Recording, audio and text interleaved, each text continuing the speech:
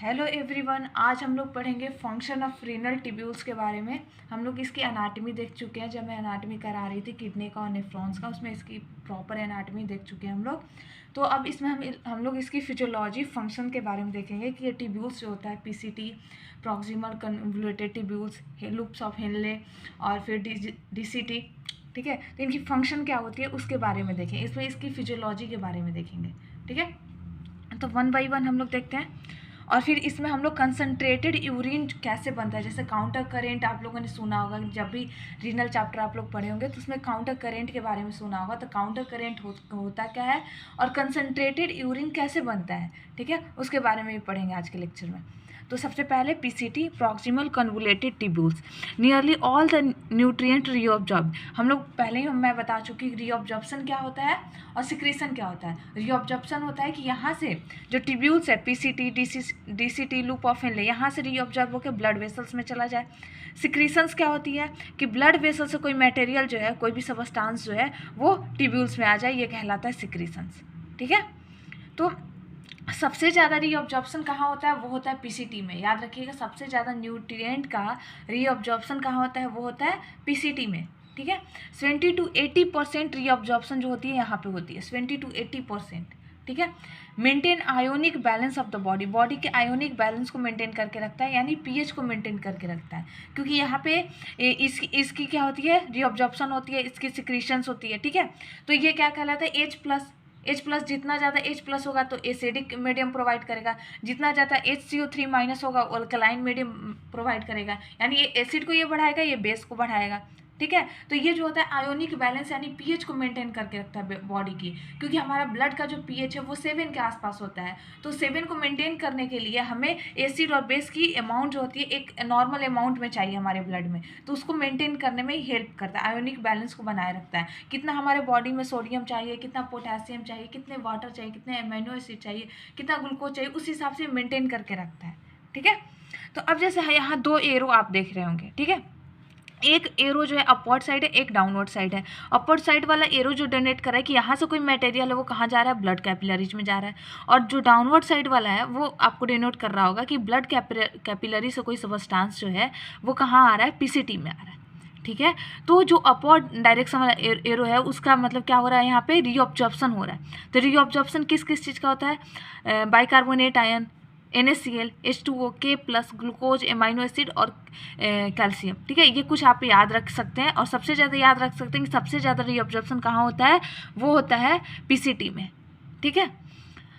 अब इसमें जो डाउनवर्ड की तरफ एरो है वो ट्यूबुलर सिक्रीशन है। सिक्रीशंस मैंने कल ही बताया, कल के लेक्चर में बताया है कि ट्यूबुलर सिक्रीशंस क्या होती है कि ब्लड कैपिलरी से जितनी भी मटेरियल है जो इस मतलब चाहिए कि अगर एक्स्ट्रा मटेरियल बॉडी में अगर कोई एक्स्ट्रा मटेरियल है, कोई आयन है, सोडियम ज़्यादा हो गया, पोटेशियम ज़्यादा हो गया, तो वहाँ से ब्लड जो है वो क्या करती है, नेफ्रॉन में भेज देती है।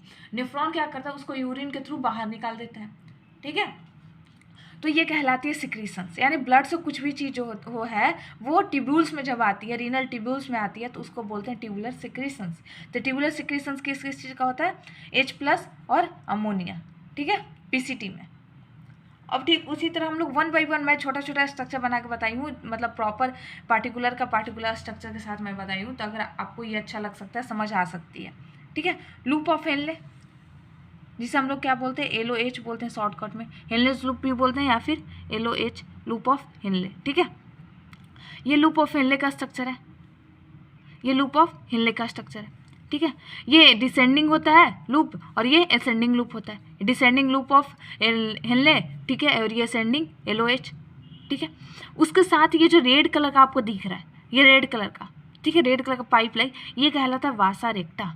क्या कहलाता है, मैं पहले बता चुकी हूँ। वासा रेक्टा क्या होता है, वासा रेक्टा होता है peritubular capillaries around the loop of Henle. Loop of Henle के चारों तरफ जो कैपिलरी होती है, लूप ऑफ हेनले के चारों तरफ जो कैपिलरी होगी उसे हम लोग बोलते हैं वासा रेक्टा, ठीक है। अब यहाँ आप देख रहे होंगे कि ये डिसेंडिंग है और ये असेंडिंग है, ठीक है, 2 पार्ट होते हैं। अब इसमें देख रहे होंगे कि ये जो है ना, ये यहाँ से चीज़ें इधर की तरफ आ रही है, ठीक है, इधर की तरफ आ रही है, तो ये क्या कहलाएगा, रीअब्जॉर्प्शन।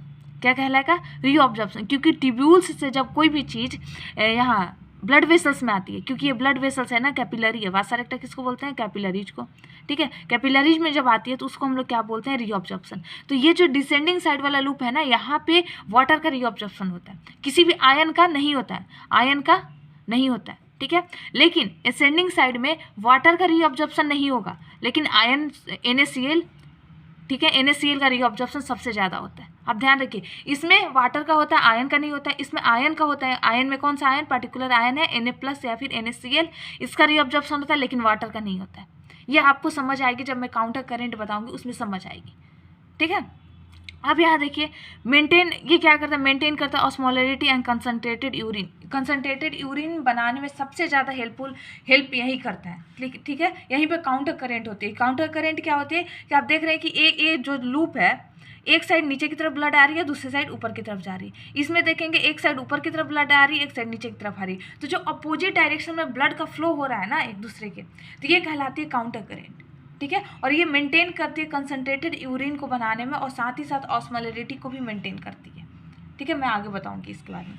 फिर यहाँ डिसेंडिंग लिम्ब। डिसेंडिंग लिम्ब ये हो गया, ये क्या होता है? परमिएबल होता है वाटर के लिए। ये कहने का मतलब ये हो गया कि ये जो लिम्ब है, ये वाटर को रीऑब्जॉर्ब कराने में हेल्प करता है, लेकिन किसी आयन का इससे पास होना नामुमकिन है। इससे आयन कोई भी पास नहीं हो पाता, इम्परमिएबल होता है। परमिएबल और इम्परमिएबल आपको पता होगा। परमिएबल कहने का मतलब कि वहाँ से वो चीज़ें पास हो सकती है, ठीक है। और इम्परमिएबल यानी वहाँ से वो चीज़ें पास नहीं हो सकती, बाहर नहीं जा सकती या फिर अंदर नहीं आ सकती है, ठीक है। जबकि असेंडिंग लिम्ब जो है वो परमिएबल होता है। इलेक्ट्रोलाइट कौन सा? NaCl के लिए, ठीक है। NaCl यहाँ से पास करके ब्लड वेसल्स में जा सकता है, लेकिन यहाँ से इम्परमिएबल होता है वाटर के लिए। यहाँ से वाटर अंदर बाहर कुछ भी नहीं जा सकता, ठीक है। लूप ऑफ हेनले समझ में आया, ठीक है। अगर किसी तरह का आपको प्रॉब्लम हो तो आप कमेंट करके पूछ सकते हैं। अगर लेक्चर अच्छी लगी हो तो प्लीज़ लेक्चर को लाइक एंड सब्सक्राइब भी करिए, और ज़्यादा से ज़्यादा शेयर भी कीजिए, और कमेंट करके भी बताइए कि आपको लेक्चर कैसा लगा, ठीक है। अगर अच्छी लगी हो तो प्लीज़ लाइक एंड सब्सक्राइब जरूर करें, ठीक है। तब आगे देखते हैं डिजिटल कन्वोल्यूटेड ट्यूब्यूल्स, DCT। इसके लिए भी मैंने डायग्राम बना के लाया, ठीक है। ये हो गया हमारा ब्लड वेसल्स, और ये हो गया DCT, ठीक है। लूप ऑफ हेनले के बाद क्या आता है? DCT आता है। तो कंडीशनल रीऑब्जॉर्प्शन होता है। कंडीशनल रीऑब्जॉर्प्शन कहने का मतलब कि जब हमारी बॉडी को ज़रूरत हो, जब बॉडी में ADH हार्मोन के बारे में बताऊंगी, कैसे हार्मोन हेल्प करता है रीऑब्जॉर्प्शन और सिक्रीशंस में, तो उसके बारे में मैं बताऊंगी। तो ये जो होता है कि कंडीशनल की कंडीशन है कि जब हमारी बॉडी में बहुत ज़्यादा वाटर का अमाउंट इंक्रीज कर गया है, या फिर बहुत ज़्यादा आयन का अमाउंट इंक्रीज कर गया है, तो उस कंडीशन में ये यहाँ पर रीऑब्जॉर्प्शन सिक्रीशंस होते हैं, ठीक है। ये कंडीशनल रीऑब्जॉर्प्शन सिक्रीशन करता है Na+H2O का। अपर साइड एरो आपको पता है रीऑब्जॉर्प्शन के लिए Na+H2O H3O बाइकार्बोनेट और कैल्शियम, और ये है सिक्रीशंस का K+ और H+, ठीक है। ये भी आयोनिक बैलेंस को मेंटेन करके रखता है, आयोनिक बैलेंस को। इसे मोस्टली जो होता है इस पार्ट पे हार्मोन्स एक्ट करता है, ADH एक्ट करता है, ठीक है। ADH वैसोप्रेशन वगैरह एक्ट करता है इस पार्ट पे। अब कलेक्टिंग ट्यूब्यूल्स आप ये देख रहे होंगे, ये जो होती है ये होती है कलेक्टिंग ट्यूब्यूल्स, ठीक है। आफ्टर DCT के बाद ये होती है कलेक्टिंग ट्यूब्यूल, ठीक है। अब देखिए collecting tubule extended from the cortex to medulla. अब इधर का ये ऊपर का पार्ट जो होता है ये होता है कॉर्टेक्स वाली पार्ट, और ये होती है मेडुला वाली पार्ट, ठीक है। तो ये जो होता है कॉर्टेक्स से लेके मेडुला तक पूरे में एक्सटेंड रहता है, पूरे दोनों पार्ट में रहता है, ठीक है। Large amount of water reabsorption, आपको पता है सबसे ज़्यादा इलेक्ट्रोलाइट का रीऑब्जॉर्प्शन कहाँ होता है? वो होता है PCT में, ठीक है। याद रखिएगा, सबसे ज़्यादा इलेक्ट्रोलाइट का रीऑब्जॉर्प्शन कहाँ होता है? वो होता है PCT में। और सबसे ज़्यादा वाटर का रीऑब्जॉर्प्शन कहाँ होता है? वो होता है कलेक्टिंग ट्यूब्यूल में, ठीक है। पास स्मॉल अमाउंट ऑफ यूरिया। अब यहाँ पे क्या होता है कि ये मेडुलरी इंटरस्टिशियम है, ठीक है, मेडुलरी इंटरस्टिशियम। अब क्या है कि हमारा कोई भी चीज़ यहाँ पे ब्लड वेसल्स है, यहाँ पे सारी ब्लड वेसल्स है, तो यहाँ पे ऑस्मोलरिटी को मेंटेन रखना बहुत जरूरी है। ये जो गैपिंग वाली एरिया है, यहाँ पे ऑस्मोलरिटी को मेंटेन करके बहुत रखना जरूरी होता है। तो इस एरिया को हम लोग क्या बोलते हैं? Medullary interstitium. अब यहाँ पे क्या होता है कि ये जो कलेक्टिंग ट्यूब्यूल्स है, यहाँ से यूरिया निकल के और कहाँ जाती है? आपके ascending limb of LOH, loop of Henle, यहाँ पे जाती है, ठीक है। यहाँ से यूरिया निकल के और यहाँ की तरफ जाती है। तो pass small amount of urea in medullary interstitium to maintain osmolarity. Osmolarity को मेंटेन करने के लिए यहाँ से यूरिया को ये पास करके फिर बाद में यहाँ पे ऑस्मोलरिटी को ये मेंटेन करता है, ठीक है, कलेक्टिंग डक्ट। अब हम देखते हैं काउंटर करेंट के बारे में कि यूरिन जो होता है कंसनट्रेटेड कैसे होता है, क्योंकि हम लोगों ने देखा था ऊपर पहले वाले लेक्चर में देखा था कि 180 जो था 180 litre per day filtrate form हो रहा था, लेकिन उसमें से सिर्फ यूरिन कितना बन रहा था 1.5 लीटर, यानी जो 99% जो चीज़ें थी वो रीऑब्जर्व हो जा रही थी, यानी उसमें बहुत ज़्यादा अमाउंट में वाटर भी होगा। तो उस उतने कम यूरिन बनाने के लिए क्या चीज़ है जो कि बहुत ज़्यादा हेल्प करता है, ठीक है, पीसीटी डीसीटी भी करता है, लेकिन लूप ऑफ हेनले जो होता है यहाँ पे वासा रेक्टा जो होता है ये बहुत ज़्यादा हेल्पफुल होता है, जिसे हम लोग काउंटर करेंट मैकेनिज्म बोलते हैं, ठीक है। The transport of substance between loop of Henle and वासा रेक्टा और लूप ऑफ हेनले के बीच में जो सबस्टांस का ट्रांसपोर्ट होता है उस दौरान जो मैकेनिज्म डेवलप होती है उसे हम लोग बोलते हैं काउंटर करेंट मैकेनिज्म, ठीक है। वासा रेक्टा क्या होती है, peritubular capillaries around LOH loop of Henle के तरफ जो कैपिलरीज होती है, ठीक है, उसे हम लोग क्या बोलते हैं, वासा रेक्टा बोलते हैं, ठीक है। अब यहाँ देखिए ये जो होता है सबसे इसका मेन रोल होता है ऑस्मोलरिटी को मेंटेन करने में। कॉर्टेक्स में ऑस्मोलरिटी होती है 3 मिली, स्मॉल एम का मतलब क्या होगा, मिली ऑस्मोल, ठीक है। ऑस्मोलरिटी को स्मॉल में मतलब शॉर्ट करके क्या लिखे, ऑस्मोल पर लीटर, ठीक है, इसकी यूनिट होती है ऑस्मोलरिटी की, ठीक है। तो कॉर्टेक्स रीजन में कितना होता है, 300 होता है, जबकि वहीं मेडुला के सबसे इनर पार्ट में जाता है, मेडुला के सबसे इनर यानी सबसे नीचे में जब जाता है तो वहाँ पे 1200 हो जाता है, 1200 मिली ऑस्मो पर लीटर, ठीक है। तो ये चीज़ें कैसे मेंटेन होती है, जबकि हमारा ब्लड का जो ऑस्मोलरिटी है वो कितना होती है, 300, और लास्ट में जो यूरिन जो बन के निकलता है वो भी कितना होता है, 300, ठीक है। अब ध्यान रखिए जो हमारा ब्लड का ऑस्मोलरिटी होता है वो भी आसपास 300 के रहता है, ठीक है, 300 के आसपास रहता है, और जो लास्ट में यूरिन बन के निकलता है उसकी भी मतलब जो कंसंट्रेशन रहती है वो 300 के आसपास रहती है। तो बीच में जो 1200 आ रहा है ये कैसे मेंटेन होता है, ठीक है, वो देखते हैं।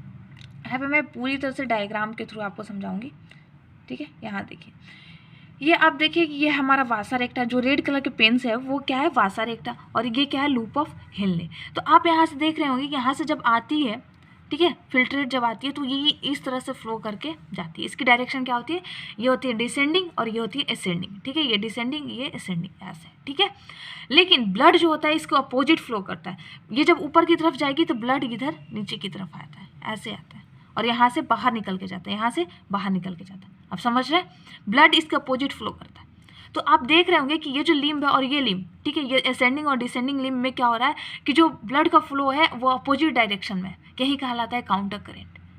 ये दोनों का जब लिम्ब देखेंगे ब्लड वेसल्स का, ये दोनों भी अपोजिट डायरेक्शन में ब्लड का फ्लो हो रहा है, ये दोनों में भी, तो ये भी कहलाता है काउंटर करंट। तो यहाँ पे 2 काउंटर करंट मैकेनिज्म एक्ट करती है, एक तो ब्लड वेसल्स में एक्ट करती है जिसे हम लोग वासा रेक्टा बोलते हैं, वासा रेक्टा में भी काउंटर करंट एक्ट करती है, और साथ साथ लिम्ब लूप ऑफ हेनले में भी काउंटर करंट एक्ट करती है, ठीक है। असेंडिंग में डाउनवर्ड की तरफ आती है, डिसेंडिंग में डाउनवर्ड की तरफ आती है, और असेंडिंग में अपवर्ड की तरफ। इसमें भी अपोजिट है, इधर अपवर्ड और इधर डाउनवर्ड की तरफ। तो ये एक दूसरे का अपोजिट होती है, इसे हम लोग बोलते हैं काउंटर करंट मैकेनिज्म, ठीक है। अब देखिए, अब हम लोग लूप ऑफ हेनले का फंक्शन क्या था, हम लोगों ने अभी फिजियोलॉजी देखा, लूप ऑफ हेनले में क्या कर रहा था, जो ये वाला लिम्ब है, डिसेंडिंग जो लिम्ब है, वो यहाँ से वाटर को बहुत ज़्यादा अमाउंट में कहाँ भेज देता है, वो भेज देता है यहाँ पे। अभी हमको ऑस्मोलरिटी का मतलब क्या होता है, ऑस्मोलरिटी का मतलब क्या होता है कि जितना ज़्यादा पानी होगा, जितना ज़्यादा वहाँ पे फ्लूइड का अमाउंट होगा, कोई भी अगर सॉल्यूशन है, अगर उसमें पानी का मात्रा बहुत ज़्यादा होगा, उसकी ऑस्मोलरिटी कम होगी। क्या होगी, अगर वाटर का मात्रा, अगर वाटर लेवल अगर ज़्यादा हो तो उसकी ऑस्मोलरिटी क्या होगी, कम होगी, ये चीज़ ध्यान रखिएगा। तो अब यहाँ से क्या हो रहा है कि यहाँ से ज़्यादा पानी निकल के यहाँ पे जा रहा है। तो जैसे जैसे ये ऊपर की तरफ बढ़ेंगे ना, देखिए यहाँ पे पानी का अमाउंट इंक्रीज करते जाएगा, इधर से पानी आएगा, इधर से पानी आएगा, ठीक है, वाटर इसमें आते जा रहा है, बहुत ज़्यादा आएगा। तो धीरे धीरे इसकी ऑस्मोलरिटी क्या कर रही है, डिक्रीज कर रही है, कम हो रही है। लेकिन यहाँ पे इस वाले में क्या होगा, पानी जब निकल के जा रहा है तो अब इसमें पानी का मात्रा कम हो गया, इसमें क्या हो गया, पानी का मात्रा कम हो गया। तो देख रहे हैं नीचे की तरफ आते जा रहे हैं तो बढ़ते जा रहा है, 600 900, फिर यहाँ पे आके इतना ज़्यादा पानी निकल जाता है यहाँ से कि ये यहाँ पे 1200 पहुँच जाता है, एक दूसरे का अपोजिट हो जाता है, ठीक है। यहाँ से इतना ज़्यादा पानी, जब वाटर का अमाउंट कम होगा तो ये क्या होगा, इंक्रीज करेगा, ठीक है, ऑस्मोलरिटी 1200 हो जा रहा है, ठीक है। अब यहाँ पे क्या होता है कि जो यहाँ पे जो आयंस था, आयंस का अमाउंट बहुत ज़्यादा हो जा रहा है, यानी NaCl बहुत ज़्यादा हो जाए। अब ये वाला जो लिम्ब है, असेंडिंग लिम्ब, ये क्या करता है, इसमें जो होता है Na+ को, NaCl को बहुत ज़्यादा इसमें ट्रांसफ़र करना शुरू कर देता है, ठीक है। जब इसमें ट्रांसफ़र करना शुरू कर देते हैं तो फिर से इसकी जो ऑस्मोलरिटी है वो डिक्रीज करने लगती है। क्यों? क्योंकि हमें पता होना चाहिए कि ऑस्मोलरिटी क्या किस पे डिपेंड करती है, सॉल्यूट और सॉल्वेंट दोनों पे। अगर सॉल्वेंट का अमाउंट बहुत ज़्यादा है, सॉल्यूट का अमाउंट कम है, तो ऑस्मोलरिटी ज़्यादा होगी, ठीक है। लेकिन अगर सॉल्यूट का अमाउंट भी धीरे धीरे कम होने लगा, क्योंकि हमें पता है कि इसमें पानी का मात्रा बहुत कम हो गया, इस वाले लिम्ब से पानी निकलते पानी का मात्रा कम हो गया, लेकिन आयंस बहुत ज़्यादा है, तो अब आयंस को ही निकालना शुरू कर दिया। जब आयंस को निकालना शुरू कर दिया तो ये इसका ऑस्मोलरिटी डिक्रीज करने लगता है और इसका ऑस्मोलरिटी नीचे की तरफ इंक्रीज करने लगता है, ठीक है। आपको ये थोड़ा सा ध्यान रखना होगा, ठीक है। 300 से 600, फिर 900, फिर 1200, लेकिन फिर उसके बाद जो होती है फिर इसकी अमाउंट डिक्रीज करने लगती है, ऑस्मोलरिटी इसकी डिक्रीज करने लगती है, ठीक है। ये होती है काउंटर करेंट। अब यहाँ पे देखिए थोड़े से मतलब नोट्स के रूप में, counter current flow of filtrate to limbs, loop of Henley की बात कर रहा है, टू लिम्स असेंडिंग और डिसेंडिंग में, वो अपोजिट डायरेक्शन में होती है, वो भी काउंटर करंट मैकेनिज्म को डेवलप करता है। Flow of blood through Vasa रेक्टा in opposite direction, यहाँ पे वासा रेक्टा में जो ब्लड का फ्लो है वो भी अपोजिट डायरेक्शन में हो रहा है, वो भी काउंटर करंट मैकेनिज्म को डेवलप कर रहा है। तो ये दोनों मिलकर काउंटर करंट डेवलप करते हैं। उसके बाद यहाँ से वाटर का रीअब्जॉर्प्शन और NaCl का रीअब्जॉर्प्शन हो पाता है, और यहाँ पे जो होती है ऑस्मोलरिटी डिक्रीज करती है, इंक्रीज करती है, मतलब वो डिपेंड करता है। अगर वाटर निकल रहा है तो वहाँ पे डिक्रीज करेगी। इस तरह से आप फिगर को थोड़ा सा माइंड आउट कर लें। अगर समझ नहीं आया होगा तो प्लीज़ आप लोग मतलब कमेंट करके पूछ सकते हैं कि क्या दिक्कत है आपको। तो अगर ये आपको लेक्चर और नोट्स पसंद आई हो तो प्लीज़ चैनल को लाइक एंड सब्सक्राइब करें, और इसका नोट्स आपको PDF फॉर्म में लिंक मिल जाएगा डिस्क्रिप्शन में। तो थैंक यू वेरी मच।